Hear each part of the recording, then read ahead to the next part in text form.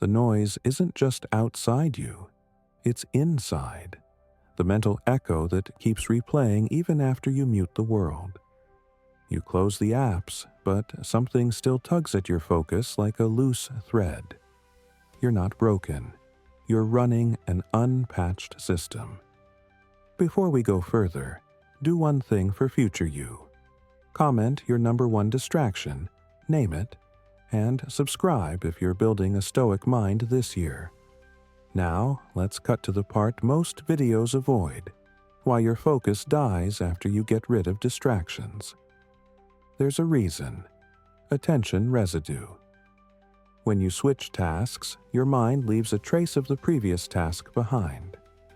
That residue steals working memory and slows you down. Sophie Leroy's research showed that interruptions degrade performance even when you think you've fully moved on. You haven't. Part of you is still in the last tab. Science Direct +1. And it gets worse. You don't even need to use your phone for it to drain you. In a University of Texas at Austin study published in the Journal of the Association for Consumer Research, people performed worse on cognitive tasks when their phone simply sat on the desk, face down. Put the phone in another room. Performance jumps. The mere presence leaches bandwidth. It's attention gravity. Chicago Journals. So, when you blame yourself, I lack discipline, understand. Discipline collapses when the environment taxes your cognition before you take the first step. The Stoics didn't confuse virtue with masochism. They removed the obstacle to make virtue practicable. Enter the Lotus Method. The lotus grows through mud. It doesn't deny the mud or fight it. It uses it.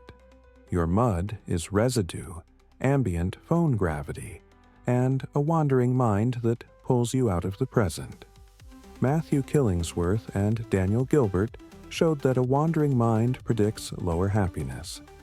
Training the mind to come back is not just nice, it stabilizes your emotional state so you can work.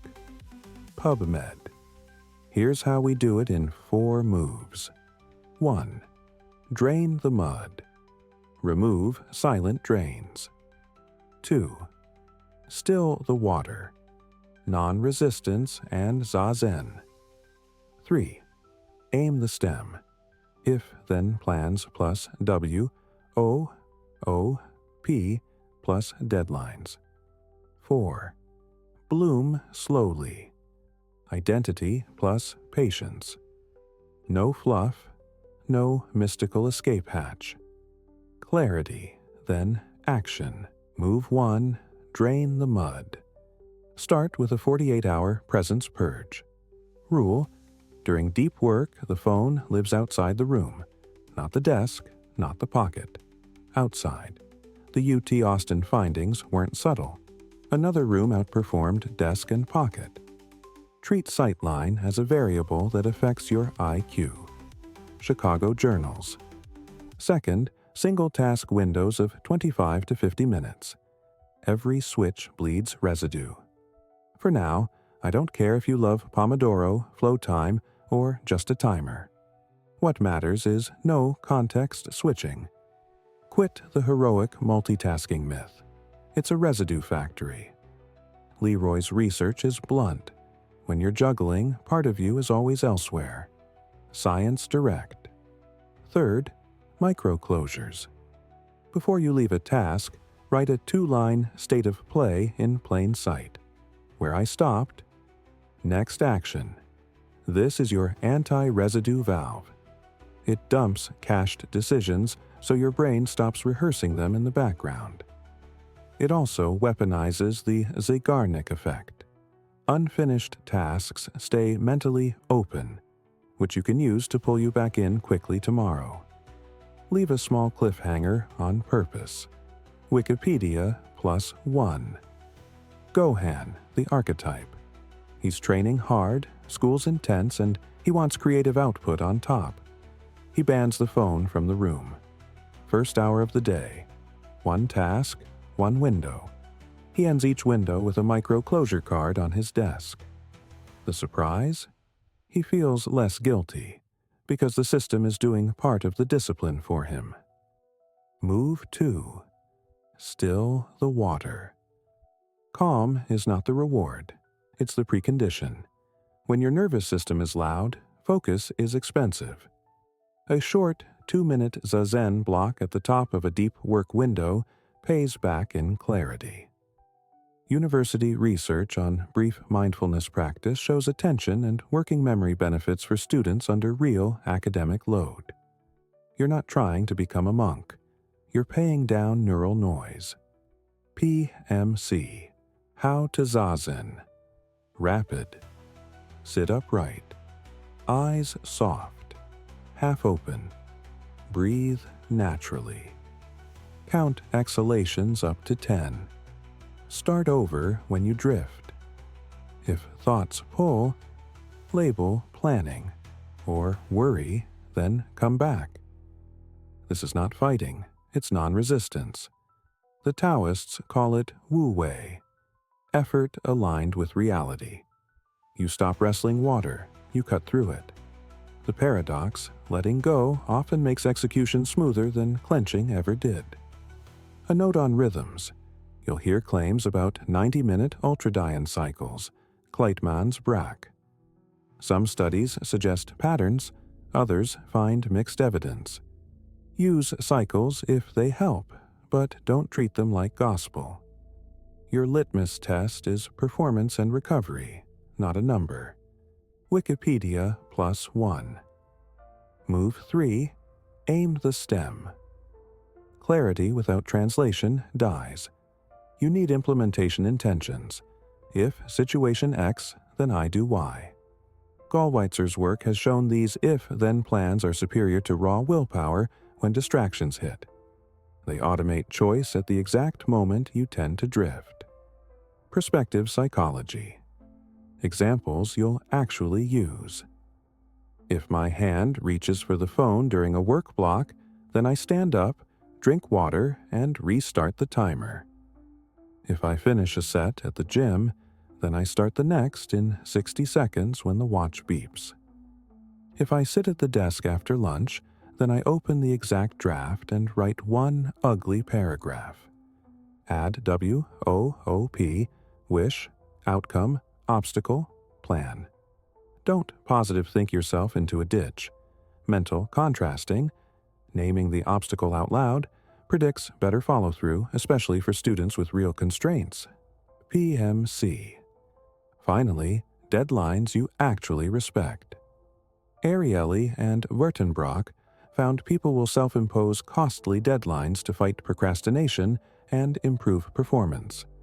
Not as strong as external ones, but real. Put a check-in with a friend or audience on the calendar. Now you have stakes. PubMed. Move 4. Bloom slowly. Burnout happens when you try to bloom in a day. The Lotus Method says daily micro-bloom. Tie habits to identity. I am the kind of person who protects focus like an athlete protects sleep. Identity outlasts motivation. And when motivation dips. Temptation bundling. Pair a want with a should. Milkman's team showed that giving people gripping audiobooks to only enjoy while exercising increased workout adherence. Translate that. Reserve your favorite playlist or podcast for writing only. You'll start to crave the session. PMC +1. Back to Gohan. He stacks, phone in another room, 40-minute focus, 2-minute zazen, one if-then rule, a whoop card, and an accountability deadline. He saves a favorite series for recovery bike and for editing passes. Never outside. His days stop feeling like a fight and start feeling like a flow channel with guardrails. You don't need a perfect day. You need a morning where the mud is drained, the water stilled, the stem aimed, and the bloom allowed to be small, but real. Between stimulus and response, there is a space. In that space is our power to choose our response. Viktor Frankl. The space is trainable.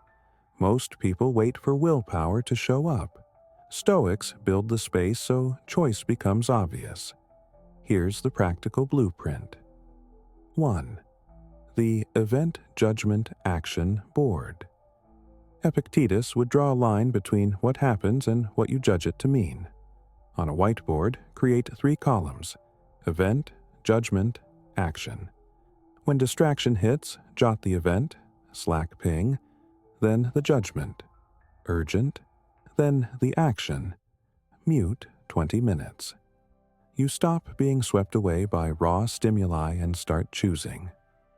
2. Design your default calm. No mantra required. 2 knobs: breath and posture. During a work block, do 1 30-second downshift. Longer exhale than inhale. Shoulders drop. Tongue off the roof of the mouth. Stack this with the Zazen microblock you already learned. The goal is not sacred silence, it's mechanical de-arousal so your prefrontal cortex can steer. Brief mindfulness has shown attention benefits under stress. Treat it as a pre-flight check, not a personality transplant. PMC3. Neutralize the phone's gravity. You already moved it out of the room. Extend it. Create zones of permit and ban in your life. The desk is a no-phone zone. The kitchen can be a scroll zone after work. Bright line rules convert arguments with yourself into zero-effort defaults. The mere presence effect means the object itself is a cognitive load. Designing where it lives is an IQ decision. Chicago Journals. 4. Chain the first 120 seconds. People say, just start. That's a slogan. This is a protocol. Sit. Open the exact file. Write 1 ugly sentence. Start timer. That sequence is an if-then chain. Gallwitzer's point wasn't motivation, it was predeciding micro-moves. Once the chain starts, your brain hates breaking it. Perspective psychology. 5. Ultra-short reviews. Daily, weekly. Daily, 2 minutes. What created residue today? How do I close it? Write the micro-closures. Weekly, 15 minutes. Pick 1 bottleneck system. Sleep, phone, workspace. Fix 1 variable. Avoid the trap of overbelief in a fixed 90-minute cycle. Test windows and review actual output. Remember, BRAC evidence is mixed. Your journal is the court of appeal. Wikipedia, +1. 6. Replace motivation with meaning. The Stoics weren't chasing hype. They were chasing alignment. Name the why in 1 sentence at the top of the day. Today, I protect focus, so I keep the promise to my future family. Meaning creates a patient power. Pair it with a self-imposed deadline and an external check-in. Combined, they produce urgency without panic. PubMed. 7. Recover like a pro. Focus without recovery is performance cosplay. Recovery is where the brain rewires. Use temptation bundling here too. Save your favorite series strictly for walk plus stretch sessions. You will start the craving recovery, which means you'll actually do it. Milkman's work showed that bundling want plus should raise his adherence. You can apply that beyond exercise. PMC. Gohan's audit. A week later. Residue dropped after micro-closures. Deep work windows went from 0 to 3 per day. Phone checks collapsed because the phone lost line of sight. He's calmer. Not because life got easy, but because he built space between impulse and action. Mind wandering versus creative drift. You don't need zero mind wandering. You need appropriate mind wandering. Killingsworth and Gilbert linked excess mind wandering to lower happiness. So, schedule generative drift. A 10-minute walk after a block where you allow associative thought on the problem, not on social feeds. That way, you harvest insight without falling into the unhappiness trap of unmoored rumination. PubMed. Identity checkpoint. Right. I am the kind of person who... Finish the sentence with behaviors, not outcomes. Who writes for 25 minutes after sitting? Not who writes a bestseller. Identity is what you can enact today. Until you make the unconscious conscious, it will direct your life and you will call it fate. Carl Jung. You're not just fighting noise, you're meeting the parts of you that prefer comfort over sovereignty. Jung would tell you, the shadow loves low friction loops. The Lotus Method doesn't demonize that part, it gives it a job. Job number 1 for the shadow. Guard the gate. Your comfort-seeking side becomes the sentinel that ejects the phone from your desk, that locks the door on time wasters, that says, we only get that dopamine hit during recovery, not before temptation bundling recruits the very drive that used to sabotage you. You redirect the current, not dam it. PMC. Job number 2. Feed the future with tiny certainties. We don't need a heroic day. We need a keystone certainty. Choose one non-negotiable 2-minute ritual per domain. Study. Open the doc. Write 2 sentences. Training. 1 warm-up set. Creative. 60 seconds of outline cleanup. B.J. Fogg's behavior model reminds us, behavior is the intersection of motivation, ability, and prompt. Shrinkability cost. Set a reliable prompt. Motivation stops being a bottleneck. Behavior Design Lab. If, then stacks for high-friction hours. Mornings are gold. Evenings are landmines. Write 3 if-thens for your exact tripwires. If I sit after dinner, then I put the phone on the kitchen charger and write 5 lines. If I feel the scroll itch, then I stand, breathe 5 counts longer on exhale, and reset the timer.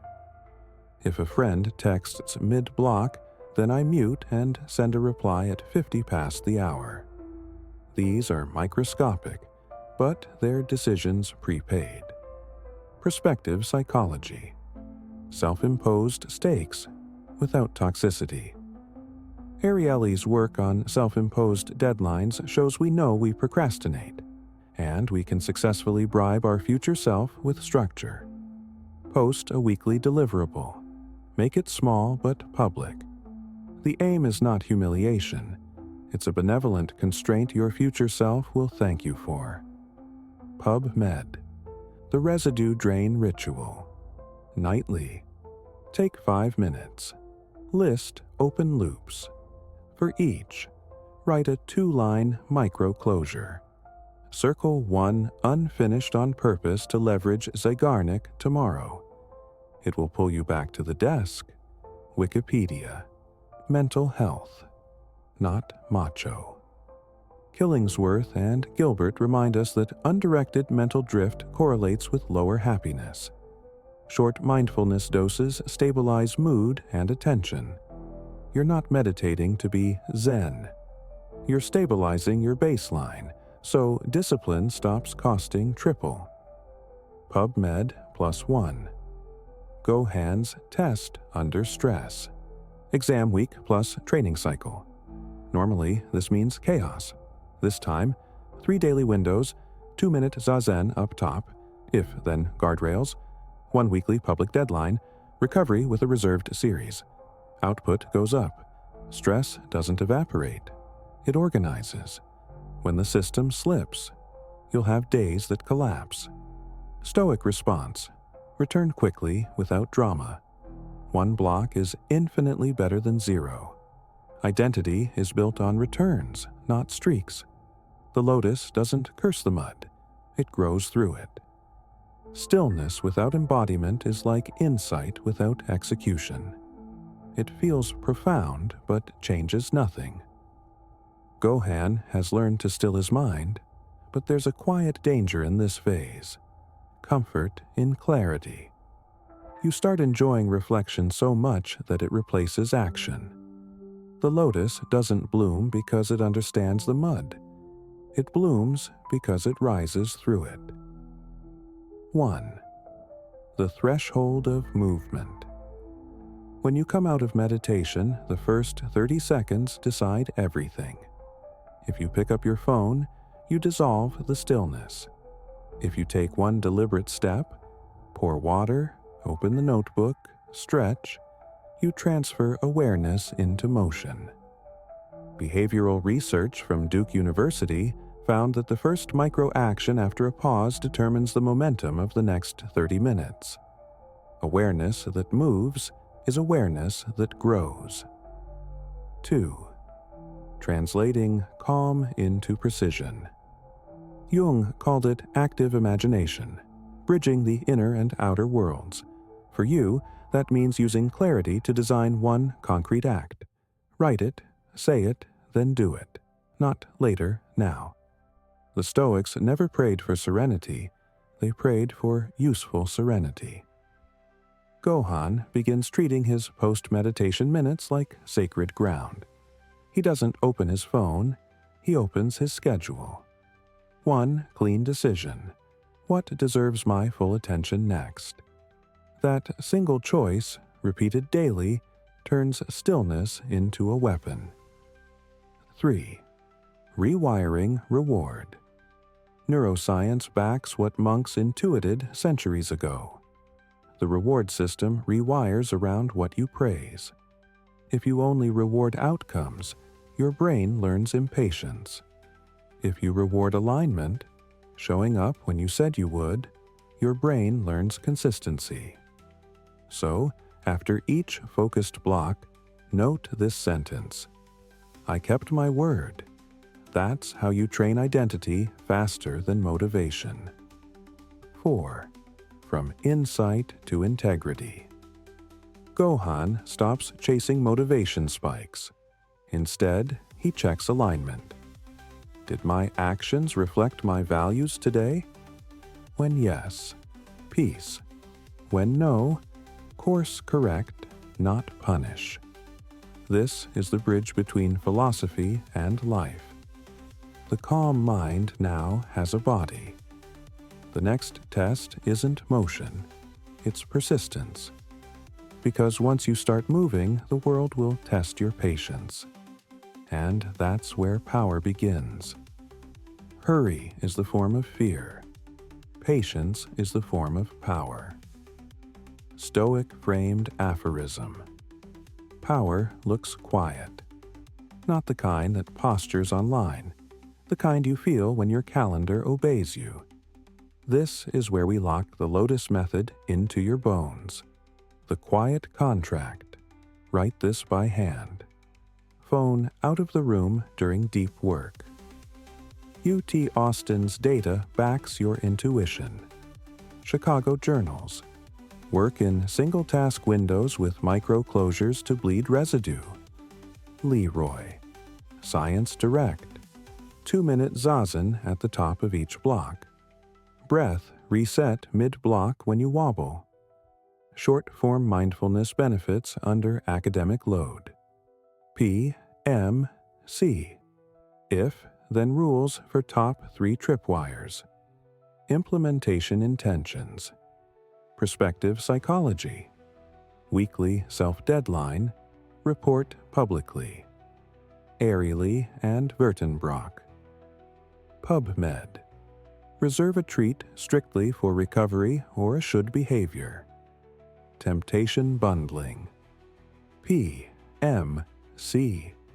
Optional but honest note on cycles. Experiment with 40 to 50-minute focuses, sometimes 70 to 90. The Bracy story is interesting but mixed. Let your data decide. Wikipedia +1. The 2 walls and a door. Wall 1. Perception. You don't label discomfort as danger. You label it growth. Wall 2. Structure. You remove ambient drains and pre-decide choices. Door. Action. You step through with the smallest reliable move, again and again. Go hands bloom. Not fireworks. A steady, boring excellence. 3 hours of real work feel lighter than 1 hour used to. Training holds. Sleep improves. He has more quiet joy because his mind isn't being yanked apart. The science piece about mind wandering and happiness wasn't abstract. He feels it in his day. PubMed. Your first micro bloom. Do it now. Put the phone in another room. Set a 40-minute timer. Write 1 ugly paragraph. Do 1 set. Solve 5 problems. Leave a 2-line micro closure for tomorrow. Then stop. Walk 10 minutes. Let your mind drift on the problem. If this hit you, comment your single biggest distraction and the one, if. Then you're installing today. Subscribe if you are choosing discipline over drama this year. Final word. Different ending as promised. Don't chase the heroic mood. Chase the honest move. A lotus doesn't bloom by trying harder. It blooms by growing through what's in front of it. Every day, a few quiet millimeters. Do that, and one morning you'll look up and realize the noise didn't disappear. You just stopped obeying it.